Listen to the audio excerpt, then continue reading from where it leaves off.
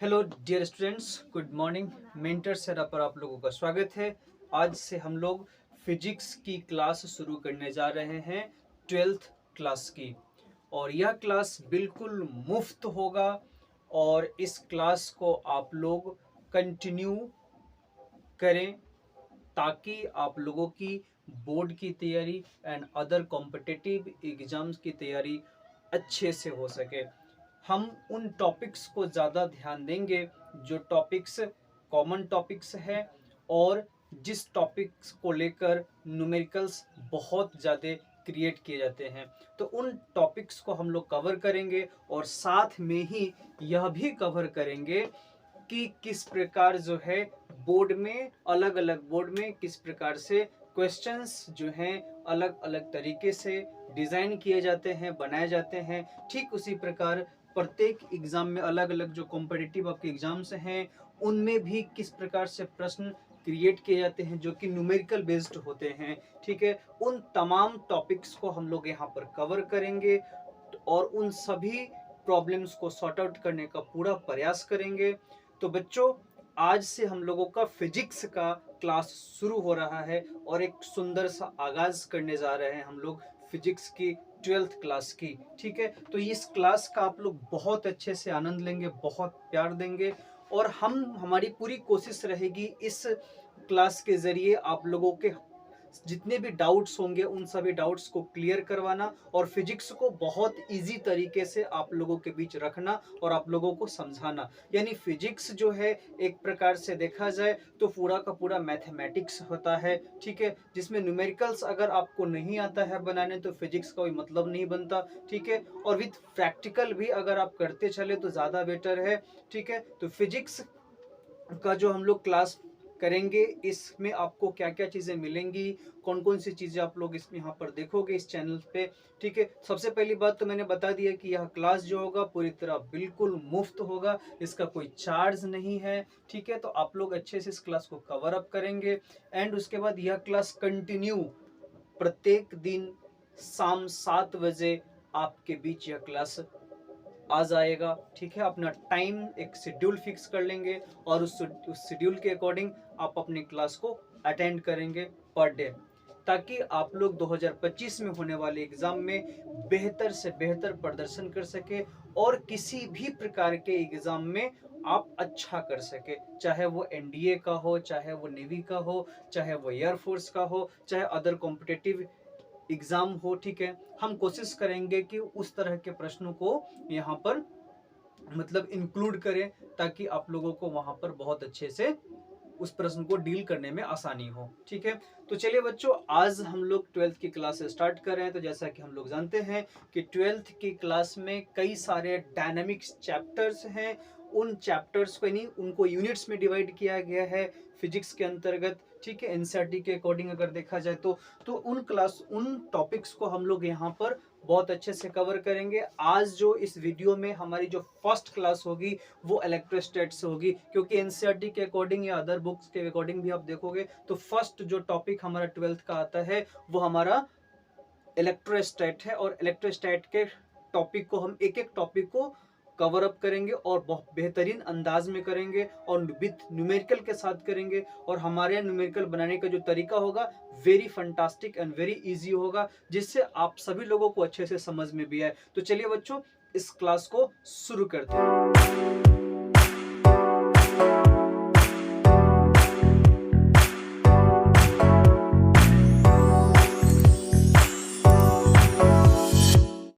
तो कहने का मतलब है कि आज हम लोग इलेक्ट्रोस्टैट को शुरू करने वाले हैं। तो इलेक्ट्रोस्टैट क्या होता है, हिंदी में इसे क्या कहेंगे, ठीक है ना। तो इलेक्ट्रोस्टैट तो थोड़ा सा हम इसको हिंदी में अगर कहें तो स्थिर स्थिर वैद्युतिकी के नाम से जानेंगे।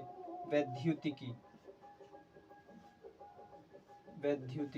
ठीक है ना, वैद्युतिकी, ठीक है, स्थिर वैद्युतिकी। ठीक है, जो कि आपका इलेक्ट्रोस्टैट है। इसमें एक्चुअली में हम लोग कवर क्या चीज को करते हैं, किन किन टॉपिक्स को पढ़ते हैं इसके अंतर्गत। तो इलेक्ट्रोस्टैट के अंतर्गत फर्स्ट ऑफ ऑल जो हम लोग पढ़ते हैं वो हमारा हो जाता है बच्चों आवेश, यानी आवेश को पढ़ते हैं, चार्ज को पढ़ते हैं।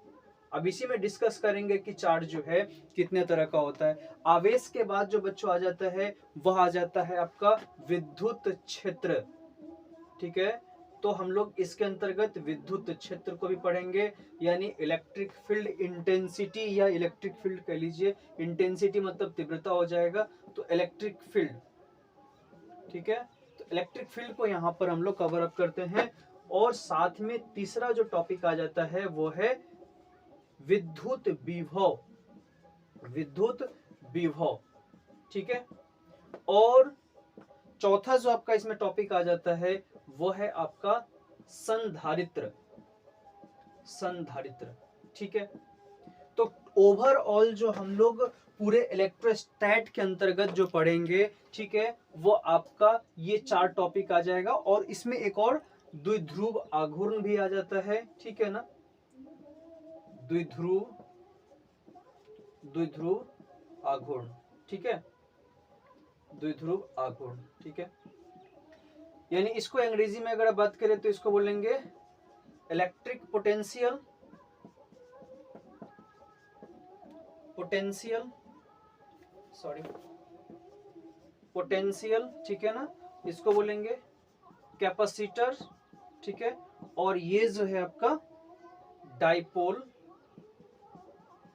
डाइपोल मोमेंट, ठीक है ना, तो इलेक्ट्रिक डाइपोल मोमेंट। तो हम लोग एक एक चीज को कवर अप करेंगे, यहाँ पर एक एक चीज को पढ़ेंगे। तो फर्स्ट ऑफ ऑल जो है हम लोग आज जो कवर अप करेंगे जिस टॉपिक को, वो टॉपिक हमारा हो जाएगा चार्ज। चार्ज क्या होता है, और इसी पर हम लोग और इससे संबंधित जितनी भी अवधारणा है उन सभी चीजों को हम लोग कवर अप करते चलेंगे। तो हम लोग चार्ज को देखेंगे कि चार्ज होता क्या है। ओके, तो चलो बच्चों, सबसे पहले हम लोग बात करते हैं आवेश की, चार्ज की, और चार्ज की अवस्था की बात करेंगे कि चार्ज की अवस्था कितनी होती है। तो जैसा कि हम लोग जानते हैं कि चार्ज की अवस्था जो होती है बच्चों 2 होती है। चार्ज की अवस्था 2 कौन कौन सी होती है, तो एक हो जाता है बच्चों स्थिर आवेश, दूसरा होता है गत्यात्मक आवेश। स्थिर आवेश को जो स्टैटिकल चार्ज कहते हैं, और गत्यात्मक आवेश जो होता है मूविंग चार्ज कहलाता है, यानी गतिशील आवेश, ठीक है ना। स्टैटिकल चार्ज जो होता है वो क्या होता है, तो आप लोग को पता होना चाहिए कि जितने भी ऑब्जेक्ट स्थिर होते, यानी जितने भी ऑब्जेक्ट संसार में जितनी भी वस्तुएं हैं उन सब पे चार्ज होता है पहले से मौजूद, ठीक है। अब उसको आवेशित किया जाता है या कराया जाता है, उसका अलग प्रोसेस होता है, जिस पर हम लोग उस पर भी डिस्कस करेंगे कैसे होता है, ठीक है। फिलहाल हम लोग देख रहे हैं चार्ज की अवस्था को, ठीक है। तो चार्ज की अवस्था कितना होता है, तो चार्ज की अवस्था 2 होता है, स्थिर आवेश और गत्यात्मक आवेश। वहीं पे बात कर ले आवेश के प्रकार की, तो आवेश के प्रकार कितने होते हैं बच्चों, तो आवेश का जो प्रकार होता है, हम लोग बचपन से पढ़ते हैं कि आवेश 2 प्रकार के होते हैं, धन आवेश और ऋण आवेश, है ना। इसे positive charge and negative charge कहते हैं। और ये दोनों आवेश का जो खोज है दरअसल हमें एटॉमिक स्ट्रक्चर के जरिए पता चला था कि एटॉमिक स्ट्रक्चर के जरिए कि किस पे कौन सा आवेश होता है। तो हमने एटॉमिक स्ट्रक्चर में पढ़ा है कि कई सारे पार्टिकल्स, एटम्स को तोड़ा गया था, ब्रेक किया गया था, और उससे पार्टिकल्स प्राप्त किए गए थे जो कि फंडामेंटल पार्टिकल्स कहलाए, ठीक है ना। उन फंडामेंटल पार्टिकल्स में कुछ पार्टिकल्स आपका यहाँ पर दिया हुआ है, इलेक्ट्रॉन, प्रोटॉन और न्यूट्रॉन, इसे जो है फंडामेंटल पार्टिकल्स कहा जाता है, ठीक है ना। अब आप लोग को पता ये भी मालूम होगा कि इलेक्ट्रॉन्स पे जो होता है वो कौन सा चार्ज होता है, तो बच्चों इस पे जो इलेक्ट्रॉन्स पे चार्ज होता है वो निगेटिव चार्ज होता है, और इस पे जो होता है इस पे पॉजिटिव चार्ज होता है, प्रोटॉन पे पॉजिटिव चार्ज होता है, और न्यूट्रॉन पे कोई चार्ज होता ही नहीं है, यानी ये कोई चार्ज, यानी इस पे कोई चार्ज होता ही नहीं है। तो कहने का मतलब हमने देख लिया कि आवेश की अवस्था कितनी होती है और आवेश के प्रकार कितने होते हैं, और आवेश का जो प्रकार है इस पे पॉजिटिव और नेगेटिव चार्ज किसके वजह से आता है, ये हमारा क्लियर हो चुका है। अब हम यहाँ पे बात कर लेते हैं प्रॉपर्टीज की, चार्ज की प्रॉपर्टीज। सबसे पहले हमें समझना है कि, और बोर्ड में पढ़ाया, बोर्ड के एग्जाम में आपसे पूछ लिया जाता है कि चार्ज की प्रॉपर्टीज क्या होता है। तो बच्चों यहाँ पे समझ लेते हैं कि चार्ज की प्रॉपर्टीज क्या होता है। तो समान आवेश जो होता है एक दूसरे को क्या करते हैं, प्रतिकर्षित करते हैं। यानी सपोज दैट ये प्लस क्यू और प्लस क्यू, ये दोनों को आपस में लाओगे ना, तो ये दूसरे को क्या करेगा, रिपल्स कर देगा, एक दूसरे को बाहर कर देगा, ठीक है ना। और दूसरा जो है, अगर यहीं पे निगेटिव चार्ज एंड एक पॉजिटिव जो लाओगे तो ये दोनों को क्या कर लेगा, अट्रैक्ट कर लेगा, ये दोनों को क्या कर लेगा, बांध लेगा, एक जगह पे चिपका देगा, ठीक है ना। तो वहीं से क्लियर हुआ कि समान समान आवेश जो होगा एक दूसरे को क्या करेगा, प्रतिकर्षित करेगा, और दूसरा जो होगा असमान आवेश जो होगा वो क्या करेगा, एक दूसरे को आकर्षित करता है। और तीसरा प्रॉपर्टी जो होता है क्या होता है, तो आवेश सदैव संरक्षित रहता है, यानी आवेश जो है ऊर्जा, आवेश संरक्षण सिद्धांत के अनुसार अगर देखा जाए तो आवेश को न तो उत्पन्न किया जा सकता है और ना ही आवेश को नष्ट किया जा सकता है। आवेश केवल और केवल एक वस्तु से दूसरे वस्तु पर स्थानांतरित होता है, ठीक है, यानी इसको नष्ट नहीं कर सकते हैं।